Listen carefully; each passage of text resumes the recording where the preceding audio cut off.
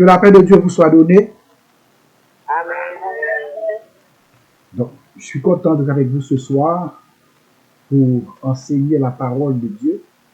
C'est toujours pour moi une grâce exceptionnelle. Nous savons tous que la Bible est regorgée de personnages fascinants. Que l'on s'intéresse à l'Ancien ou Nouveau Testament. On y trouve des figures majeures qui ont marqué l'histoire et la culture. Dans l'Ancien Testament, il y a Moïse, le prophète qui a guidé le peuple hébreu hors d'Égypte et a reçu les 10 commandements. Il y a le roi David, célèbre pour avoir vaincu Goliath et unifié le royaume d'Israël. Il y a Abraham, souvent considéré comme le père des 3 grandes religions. Dans le Nouveau Testament, il y a Jésus de Nazareth, le roi des rois, l'indubitable, le personnage central du christianisme, dont sa vie, ses enseignements et sa résurrection forment la base de cette foi. Il y a l'apôtre Paul, un des principaux propagateurs du christianisme primitif, auteur de nombreux épîtres dans la Bible. Il y a aussi Jean-Baptiste. Jean-Baptiste est le dernier prophète de l'Ancien Testament. Jean est pris en sandwich entre l'Ancien Testament et le Nouveau Testament. Alors, Jean-Baptiste est le dernier prophète dont le rôle unique était d'annoncer et de préparer la venue de Jésus-Christ. Donc, Jean a marqué la transition directe entre le judaïsme ancien et les débuts du Nouveau Testament. Sans plus tarder, je vais lire pour vous dans Deutéronome chapitre 34, le verset 9 et 10 avant. Le verset 9 et 10 du chapitre 34 du Deutéronome marque la transition entre le ministère de Moïse et celui de son successeur Josué, soulignant le caractère unique de Moïse. Le verset 9 se lit comme suit. Josué, fils de Nun, était rempli de l'esprit de sagesse, car Moïse avait posé ses mains sur lui. Les Israélites lui obéirent et se conformèrent aux ordres que l'Éternel avait donnés à Moïse. Le verset 10 dit, il n'y a plus surgi en Israël de prophète semblable à Moïse, que l'Éternel connaissait face à face. Maintenant, on va lire dans Matthieu chapitre 11, le verset 11, où Jésus déclare, « Je vous le dis en vérité, parmi ceux qui sont nés de femmes, il n'en a point paru de plus grand que Jean-Baptiste. Cependant, le plus petit dans le royaume des cieux est plus grand que lui. » Matthieu 11, verset 11, versus Deutéronome 34, le verset 10. Se concentrent tous deux sur une mesure de grandeur spirituelle dans l'histoire biblique. L'Ancien Testament place Moïse au sommet des prophètes, tandis que dans le Nouveau Testament, Jésus a placé Jean-Baptiste au-dessus de tous les prophètes sans exception. Notre sujet pour ce soir est: est-ce injuste de qualifier Jean-Baptiste comme le plus grand des prophètes, y compris sur Moïse? Pour répondre à cette question, il est nécessaire de faire une comparaison entre ces deux grands prophètes, tant sur le plan spirituel, social et académique. Ce soir, on va essayer de faire un parallèle entre ces deux grands prophètes de la Bible, Jean-Baptiste et Moïse. Au premier coup d'œil ou au premier regard, toutes les conditions sont réunies pour que Moïse soit le plus grand des prophètes. Dans le judaïsme, dans la tradition rabbinique, Moïse est consacré comme le plus grand de tous les prophètes. Il est le seul à avoir communiqué avec Dieu face à face et à avoir reçu et transmis la Torah, c'est-à-dire la loi, les 5 premiers livres de la Bible. Ce soir, on va parler de deux grands prophètes, de deux grands personnages de la Bible.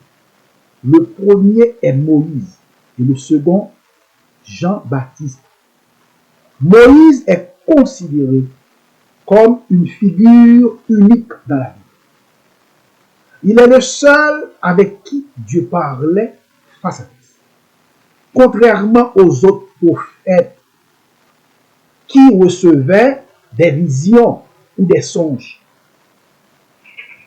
Les accomplissements de Moïse sont colossaux. Libérateur qui a guidé le peuple hébreu hors de l'esclavage en Égypte. Législateur qui a reçu les 10 commandements sur le mont Sinaï. Fondateur de la Torah, les 5 premiers livres de la Bible. Selon la Bible, il n'y a plus jamais eu de prophète semblable à lui en Israël. Deutéronome 34, le verset 10. Le verset 10. Cette question nous pousse à faire un parallèle entre ces deux personnages. Notre analyse ce soir, dont le but est d'étudier le comportement de ces deux personnages, leur vie ou leurs accomplissements, en les mettant côte à côte pour mieux les comprendre. On va faire ce parallèle entre la carrière de ces deux prophètes pour observer comment ils se distinguent ou se ressemblent. On va commencer d'abord par le premier qui est le prophète Moïse, le fondateur de l'alliance du Sinaï. Qui était le prophète Moïse? Eh bien, Moïse est une figure majeure des 3 grandes religions monothéistes, judaïsme, christianisme et l'islam. Ses origines, il est né hébreu en Égypte. Alors que le pharaon ordonnait l'exécution des nouveau-nés mâles, sa mère l'a abandonné dans un panier sur le fleuve du Nil. Il est sauvé et adopté par la fille de Pharaon, grandissant ainsi à la cour royale. Moïse est l'un des personnages le plus instruits de la Bible. Il a reçu une double éducation, répartie sur 2 grandes périodes. La première, à la cour de Pharaon, il a été adopté par la fille de Pharaon pendant 40 ans. Il a bénéficié de la meilleure éducation égyptienne, formé à la cour royale dans des domaines comme les sciences, l'administration, la politique, l'astronomie, la musique et l'art militaire. La deuxième période, en fuyant l'Égypte dans le désert de Madian, où il a passé 40 ans, il est devenu berger. Cette longue période de vie auprès de son beau-père, Jéthro, lui a enseigné la patience, l'humilité et lui a permis d'acquérir une profonde sagesse spirituelle. Maintenant, la vie sociale de Moïse. Sa vie sociale a profondément évolué au cours de son existence, passant par 3 phases distinctes de 40 ans chacune. Celle d'un prince égyptien dans une vie princière, une vie grandiose, en mangeant ce qu'il voulait, des bœufs rôtis, des légumes fraîchement cueillis, en buvant de l'eau potable et des vins de qualité. Puis sa deuxième vie, celle d'un berger et père de famille. Et enfin, celle d'un guide spirituel et législateur. Donc, alors, un législateur est une personne qui possède le pouvoir de créer, de modifier ou d'abroger des lois. Il s'agit d'un acteur clé du pouvoir législatif. Maintenant, sa vie maritale. Il a épousé Séphora, la fille de Jéthro. Avec elle, il a eu 2 fils, Gerson et Eliezer. Moïse est né de 2 parents hébreux. Son père, Amram, et sa mère se nomme Jochebed. Son enfance fut marquée par le privilège. Mais après avoir été témoin des injustices subies par son peuple, il s'enfuit à Madian, où il se maria et devint berger. La Bible ne donne pas de chiffres exacts pour le nombre de miracles accomplis par Moïse. Mais ils sont d'environ 40 miracles, appelés prodiges ou signes. Les plus marquants sont regroupés lors de sa mission de libération en Égypte, principalement durant la traversée du désert. Moïse est universellement reconnu comme le plus grand prophète de la Bible. Le palmarès de Moïse, bibliquement, le palmarès biblique du prophète Moïse, en effet inégalé et justifié sa place parmi les plus grandes figures de l'histoire sacrée. Ses accomplissements se résument ainsi. Libérateur d'Israël, il a osé défier Pharaon, a guidé la sortie d'Égypte et a miraculeusement séparé la mer Rouge. Un médiateur unique. La Bible souligne que Moïse est le seul homme à avoir vu Dieu et à lui avoir parlé face à face. La figure de Moïse est si centrale qu'elle transcende les 3 religions, marquant profondément le judaïsme, le christianisme et l'islam.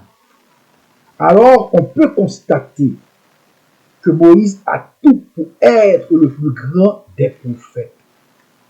Pourtant, à la surprise de tous, Jésus, le grand Dieu Tout-Puissant, a qualifié Jean-Baptiste comme étant le plus grand des prophètes nés d'une femme, y compris Moïse. Avant de faire la lumière sur l'affirmation de Jésus en qualifiant Jean-Baptiste comme le plus grand des prophètes, permettez-moi de vous dire que Moïse a vécu sous le règne du plus grand pharaon, qui est Ramsès II, surnommé le bâtisseur. Avant Ramsès II, on estime qu'il y a eu environ 70 à 90 pharaons. Sans grand débat, Ramsès II est le plus grand des pharaons en termes d'accomplissement et de longévité ou durée de vie, et à la fois en termes de règne et d'âge. Il a gouverné l'Égypte pendant 67 ans. Est décédé à un âge exceptionnel, pour l'époque estimée entre 90 à 96 ans. Donc, Ramsès dit Pharaon est noyé avec son armée. Ils ont été engloutis dans la mer Rouge.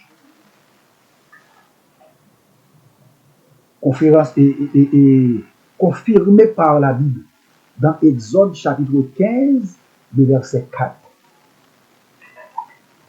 J'ai déjà regardé un documentaire sur Pharaon Ramsès II, sur sa dépouille, pour être plus clair. Ça fait environ 15 à 16 ans. C'était très long, mais en même temps très intéressant. Ça avait duré 3h45. Je l'ai regardé en 2 temps au complet. C'est tout un défi pour ceux qui n'aiment pas l'histoire. Le prophète Moïse respirait la même air que Pharaon Ramsès II. Plus que certain, le pharaon Ramsès II était le pharaon de l'Exode, qui était l'adversaire de Moïse, serviteur du Dieu créateur. Dans le documentaire que j'avais regardé, on parlait de la momie de Ramsès II, dit pharaon. Sa momie a été reçue en France le 26 septembre 1976 sous la présidence de Valéry Giscard d'Estaing à l'aéroport de Mouget. À l'époque, le président de l'Égypte était Anouel El-Sadat, à condition que la dépouille de Pharaon Ramsès II doit recevoir l'honneur d'un chef d'État. Effectivement, le président français Giscard d'Estaing l'a accueilli avec les honneurs dus à un chef d'État. Tapis rouge, garde républicaine et présence de ministres.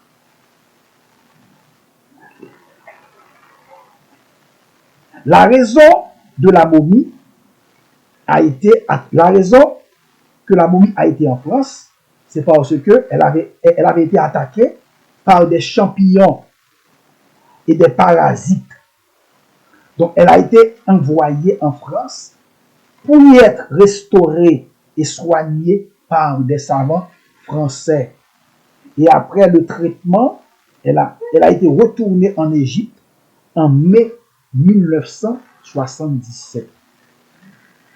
Sans l'ombre de doute, c'est une prouesse aux yeux des hommes. Un cadavre vieux de 3000 ans, c'est plus qu'un exploit. La dépouille de Pharaon est devenue une célébrité, une notoriété. le fait d'être connu de tous et de susciter l'admiration. C'est un exploit aux yeux des hommes, mais un déshonneur sur le plan biblique. La dépouille de Ramsès n'est pas de tout repos. Elle passe de main en main, de pays en pays, alors que celle du prophète Moïse repose en paix. Et elle a été ensevelie par Dieu lui-même. Et son âme repose en paix dans les bras de son Seigneur. En passant, Pharaon Ramsès II avait 106 enfants, 60 à 70 fils et 40 à 36 filles. Moïse, personnage biblique, prophète libérateur, législateur, chef du peuple hébreu. Dans la tradition biblique, Moïse est considéré comme un prophète inégalé, favorisé par des révélations directes. Il est intermédiaire reconnu entre Dieu et le peuple élu. Il est l'intercesseur qui souffre pour ses protégés. L'auteur de 5 livres, Genèse, Exode, Lévitique, Nombre, Deutéronome. Moïse, il paraît comme le prophète et le guide qui conduit le peuple hébreu hors d'Égypte, où il vivait dans la servitude. Moïse est le fils d'Amram et Jochebed. Moïse est le premier personnage à être nommé homme de Dieu dans la Bible. Moïse par rapport à Jésus. Moïse était un apôtre envoyé avec autorité qui a transmis la parole de Dieu au peuple et l'a conduit à la terre promise. Jésus, lui, est le messager de Dieu qui a apporté la libération de la mort et le salut éternel. C'est Jésus que nous confessons pour être sauvés, mais non Moïse. Moïse, sa première femme, était Séphora. Avec elle, elle a eu 2 fils, Jason et Eliezer. Sa deuxième femme est Tarbis. Moïse a été instruit dans toute la sagesse des Égyptiens en tant que membre de la maison de Pharaon. Il était puissant en parole et en œuvre. En matière d'éducation, Moïse, il avait reçu un enseignement en astronomie, chimie, mathématiques, ingénierie, musique et arts militaires. Moïse est l'un des personnages le plus instruits de la Bible. Bien entendu, derrière Salomon. Moïse, son nom signifie sauver des eaux. Sans doute, vous connaissez le reste. Il a commis un péché qui lui a coûté son paradis terrestre, le Canaan. Il est mort à 120 ans et a été enseveli par Dieu lui-même. Et Dieu seul sait où Moïse est enterré. Maintenant, on va toucher un petit peu le prophète Jean-Baptiste. Jean-Baptiste est donc le cousin de Jésus. Élisabeth est stérile. Le couple n'a donc pas d'enfant. Un jour, l'ange Gabriel vient d'annoncer à Zacharie, le père de Jean-Baptiste, que son épouse va tomber enceinte d'un garçon qu'il devra prénommer Jean. Celui-ci sera rempli du Saint-Esprit. Donc, il est choisi par Dieu. Jean-Baptiste serait né seulement 6 mois avant Jésus. Jean-Baptiste, prophète itinérant. Jean-Baptiste est le dernier prophète de l'Ancien Testament. Agit comme un véritable itinérant. Son ministère de prédication et de repentance le mène dans la région du Jourdain jusqu'au désert de Judée, accomplissant la prophétie d'Ésaïe qui dit « une voix qui crie dans le désert ». En tant que missionnaire itinérant, son déplacement constant dans toute la région du Jourdain, sa vie de nomade servait à préparer activement les foules à la venue du Messie. Son mode de vie ascétique, vertu de poils de chameau, et se nourrir de sauterelles et de miel sauvage. Son niveau d'éducation, son niveau académique, Jean n'avait pas reçu une éducation académique au sens moderne ou universitaire du terme, car de telles institutions n'existaient pas à son époque. Par contre, en tant que fils du prophète Zacharie, Jean-Baptiste a obligatoirement reçu une solide éducation religieuse à la maison. Il a appris à lire et à étudier la Torah, ainsi que les textes des prophètes. Une formation indispensable pour tout jeune homme issu d'une lignée de prêtres du temple. Sa vie familiale. Jean-Baptiste n'avait ni femme, ni enfant, selon les 4 évangiles et la tradition historique. Jean-Baptiste a vécu un célibat strict, entièrement consacré à sa mission prophétique. Pendant son ministère, Jean n'a fait aucun miracle. Selon la Bible, Jean chapitre 10, le verset 41, précise qu'il n'a accompli aucun miracle, mais s'explique principalement par la nature de sa mission théologique. Jean n'avait pas de demeure fixe. Il se promenait entre le fleuve du Jourdain et le désert de Judée. Moïse a eu une naissance comme tout le monde, comme le commun des mortels. On peut dire que Jean-Baptiste, lui aussi, mais avec une petite nuance, une petite différence. Bien avant sa naissance, Jean-Baptiste était déjà une figure marquée par la grâce divine.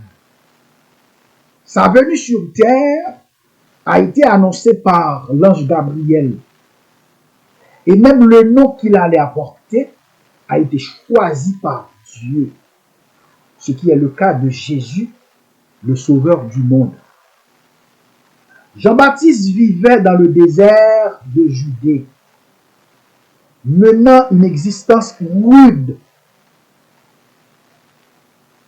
et loin de toute civilisation. Et encore plus loin encore de la chaîne alimentaire. Il s'habille de poils de chameau avec une ceinture de cuir et se nourrissait de sauterelles, c'est-à-dire des criquets. En créole, ça veut les criquettes là. Il faut souligner aussi que les sauterelles, dites des criquets, sont extrêmement riches en protéines. Elles peuvent contenir jusqu'à 77% de protéines pour 100 grammes de sauterelles, soit bien plus que le bœuf. C'est-à-dire, pour 100 grammes de bœuf, il y a environ 18 à 50% de protéines. Donc, les sauterelles contiennent des acides gras, des fibres, du fer, du zinc, du potassium et du calcium. Je ne sais pas si Jean-Baptiste les avait grillés ou frites, mais on dit qu'il a un goût comparable à celui des crevettes ou des noix. Les sauterelles constituent un repas complet. Il prenait du miel qui contient du sucre pour garder son cerveau bien vivant et des sauterelles pour ses muscles. La relation de Jean-Baptiste avec le Messie. Jean lui désigne directement Jésus de son vivant comme étant ce Messie attendu, en disant « Voici l'agneau de Dieu qui efface les péchés du monde. Et lui, Jean, qu'il n'est pas digne de délier la croix de ses sandales. En passant, Jean-Baptiste est mort très jeune, entre 30 et 31 ans. Ce n'est pas écrit dans la Bible, mais en toute logique, c'est Jean qui avait plongé Jésus dans les eaux du baptême, dans le fleuve du Jourdain. Or, Jésus n'avait que 30 ans. Toutefois, le ministère de Jésus avait commencé pleinement après son baptême d'eau, après son baptême. Et son ministère terrestre avait duré 3 ans. Donc, il a commencé à l'âge de 30 ans et ça avait terminé à 33 ans. Pour ainsi dire que Jean-Baptiste est mort très jeune, entre 30 et 31 ans. Alors que Moïse, de son côté, meurt à 120 ans. Après avoir passé en revue la vie du prophète Moïse et celle de Jean-Baptiste, ainsi que leur accomplissement à tous les niveaux, tant sur le plan spirituel, social, on peut en déduire que dans toute la Bible, à l'exception de Jésus-Christ, qui est à la fois Dieu et humain, il n'y a aucun qui fait autant que Moïse. Et selon la Bible aussi, Deutéronome 34, 10. Pourtant, dans Matthieu 11, le verset 11, Jésus a déclaré parmi ceux qui sont nés de femmes, il n'en a point paru de plus grand que Jean-Baptiste. Est-ce injuste de qualifier Jean-Baptiste comme le plus grand des prophètes, y compris sur Moïse? La réponse est non. Qualifier Jean-Baptiste de plus grand des prophètes n'est pas du tout injuste. Cette qualification repose sur les paroles explicites de Jésus dans le Nouveau Testament. Son rôle unique de précurseur et sa relation directe avec le Messie lui confèrent ce statut exceptionnel.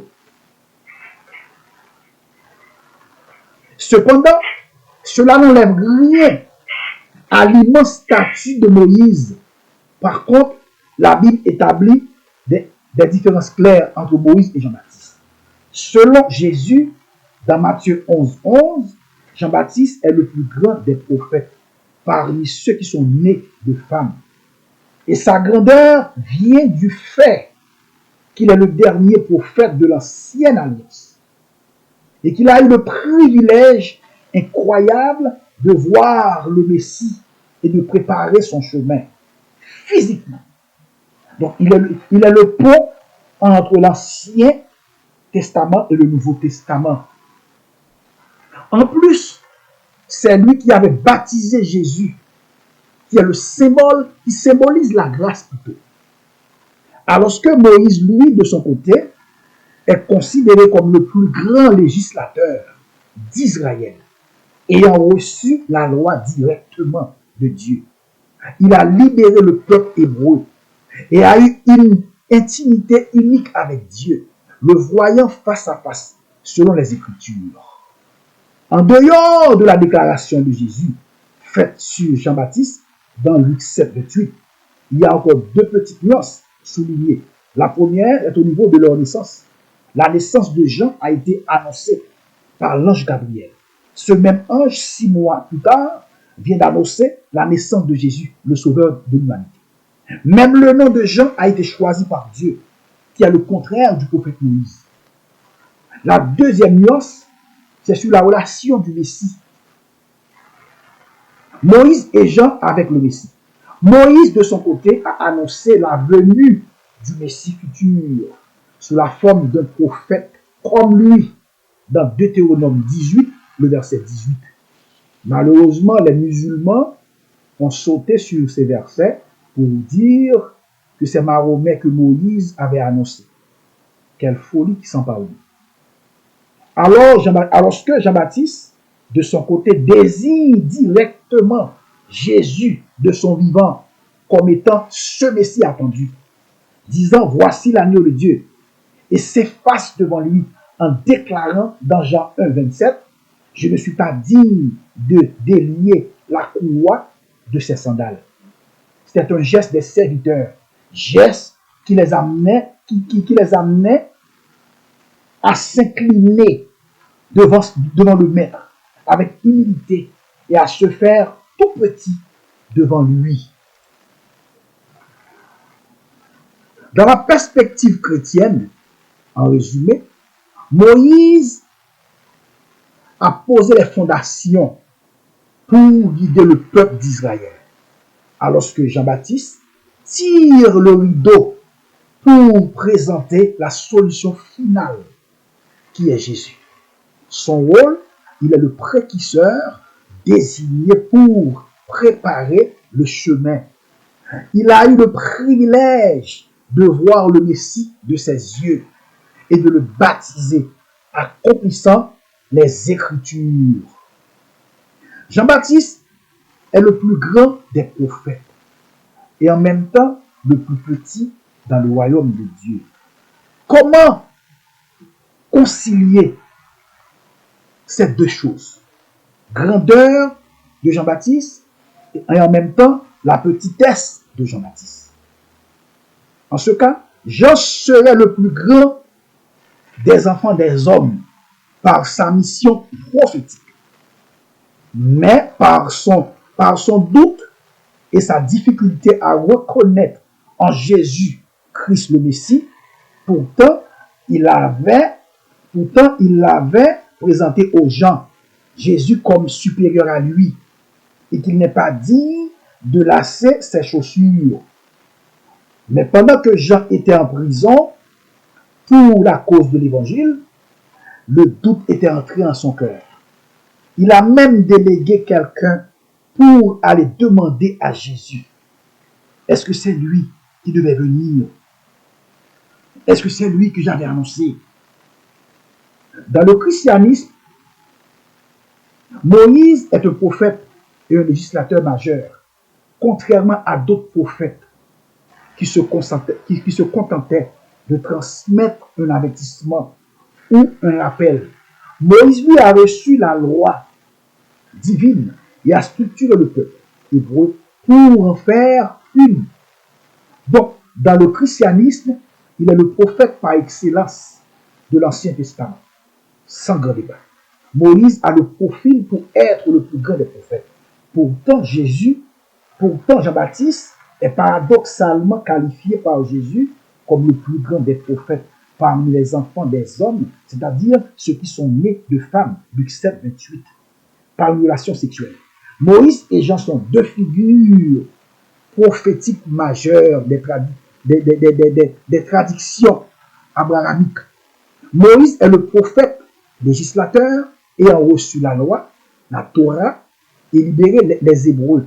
Jean, lui, est le prophète de la transition qui a annoncé la venue imminente du Messie et initié le baptême de la repentance.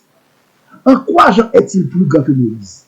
Dans la théologie chrétienne, Jean-Baptiste est considéré comme plus grand que Moïse en raison d'une déclaration directe de Jésus dans les évangiles.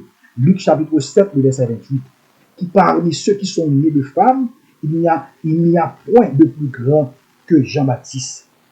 Cette affirmation dépasse toutes les figures de l'ancienne alliance, y compris Moïse. Donc le fait que Jean-Baptiste, non seulement a baptisé le Messie, a annoncé le Messie, il a baptisé Jésus dans le fleuve du Jourdain. Il l'a vu de ses propres yeux. Il a eu le privilège en plus de le baptiser dans le Jourdain. C'est à cause de cela que Jean-Baptiste est plus grand. Parce que Jean-Baptiste a baptisé Jésus, qui symbolisait la grâce. Or, la grâce est plus puissante, est plus grande, est plus volumineuse que la loi. Moïse représente la loi, alors que Jésus représente la grâce. Étant donné que Jean-Baptiste avait eu le privilège de baptiser la grâce, c'est pour cela que Jésus l'a qualifié comme le plus grand des prophètes. Que Dieu vous bénisse. Amen. Amen. Amen. Alléluia.